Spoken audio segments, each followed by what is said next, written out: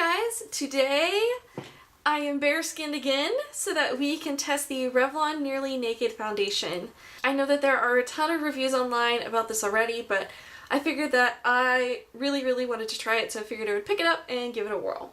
I have the color 120 Vanilla, and when I bought this it was actually super on sale at CVS. I think it's normally in the $8 to $10 range, I don't remember, but I got something crazy, like it was on sale for $6.99 and then I got $3 back. So this was seriously under $5, which is great. Like I said, I am in 120 Vanilla. I don't know. It's kind of looking really yellowy right here, but that might be a good thing.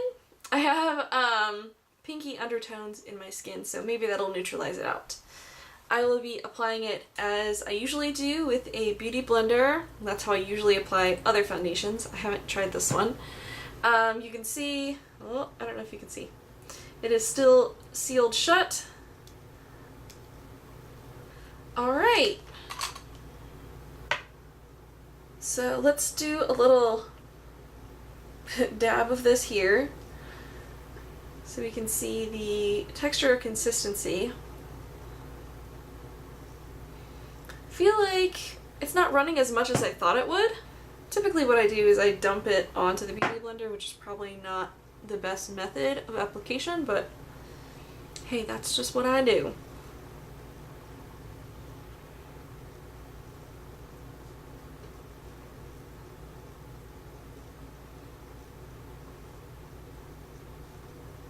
So it's not looking as yellow when I put it on my skin, at least not in person. It's also just not covering much, which I guess is kind of the point. I don't know, to me it should be like, to me naked skin would be like it looks like your naked skin, but at least it covers, you know, some flaws. I feel like this isn't necessarily doing that right now. Alright, so I feel like it did start to kind of build up as I applied it. I feel like vanilla is actually a pretty decent match for me. It looked pretty yellow here in the bottle, but then once I applied it to my face, it actually evened out, and I was really not liking it at first. But I don't know. I think it looks better than it was looking like at first. I feel like I had to apply maybe more of this than I would my typical Revlon Colorstay to get similar results. I didn't purchase the Nearly Naked powder, which is probably a mistake at this point. I hear a lot of people saying that the powder is probably the best thing. So at this point I do feel like it has a pretty natural finish. I was able to kind of use the tip of my beauty blender to touch up a couple spots that maybe I wanted a little bit more coverage on. I feel like it's pretty, you know, accurate for what it says it is. It's a natural, naked, you know, kind of foundation. I can still see, you know, like I have this dark spot over here. I have a couple freckles and dark spots on my face in various places. So it doesn't necessarily cover like freckles or true like skin imperfections, but I feel like it has done a good job of making it look pretty close to no makeup. I honestly feel like the Revlon Colorstay kind of melts into my skin a little bit better than this does.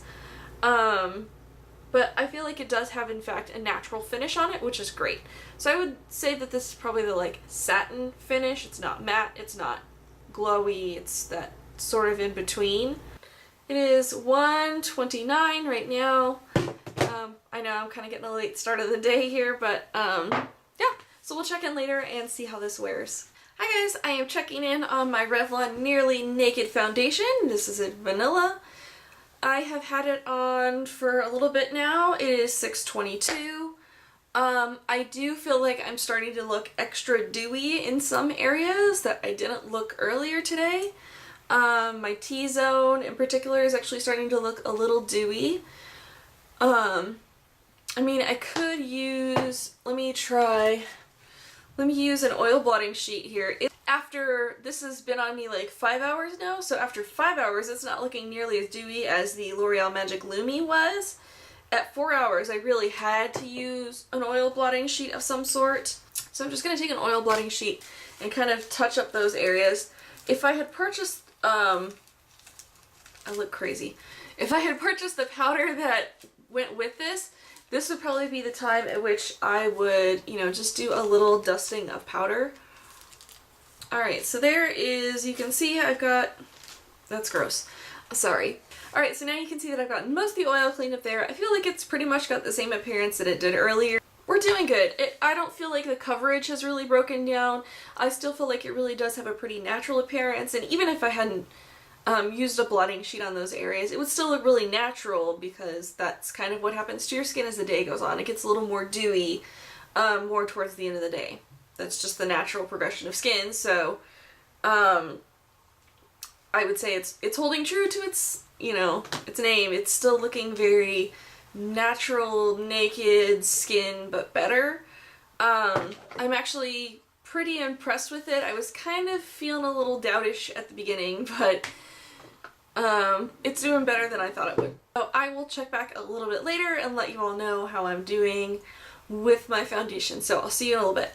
Hi guys, I am here for my final check-in. It is 10:21. I'm here for my final check-in for my Revlon Yearly Naked Foundation. So I've had it on for almost 9 hours now. I feel like it has kind of started to break down over time. It doesn't look nearly as good as it did earlier this morning. I feel like the coverage is certainly starting to fade away. Just all in all, I think at this point the foundation is really broken down. So maybe this would be good for maybe like a 6-hour wear, but maybe not, you know, a full, like if you had like a 10 or 12-hour day, I don't think that this would be the foundation for you. I just don't think it provides enough like lasting power. And perhaps you may have greater lasting power if you use it in combination with the powder. So maybe those two combined might give you more longevity, but the foundation by itself I feel like has really been compromised as the day has gone on. So what did I like about it and what did I not like about it? I really liked the finish of it when I applied it, and up till maybe the 4 or 5 hour mark, I mean, it really still had a pretty good natural finish.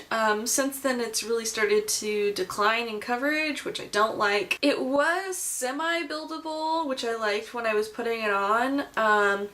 What I didn't like was I felt like it didn't like melt into my skin as well as, say, my normal Revlon Colorstay or even my Wet n Wild Coverall foundation. I felt like that melted into my skin a lot better than this foundation did. I felt as though this does have kind of a natural finish, but if you were to look really close, to me, I don't feel like it had that like my skin but better kind of feel, you know? I never really got that impression from it, so kind of bummed about that. But like I said, if you had some sort of 6-hour thing, if it was the weekend and you just wanted to throw on something that wasn't over the top and go run errands or, you know, head out of the house for a little bit, this might be the thing for you. So if this is on a scale of a 5, I'm gonna give this like a 3. It's certainly not terrible, it's just not as fantastic as I was hoping it would be, so yeah, a little let down. And everyone has different skin types and different opinions, so this may melt better into someone's skin who's maybe a little more on the combo to oily side rather than dry.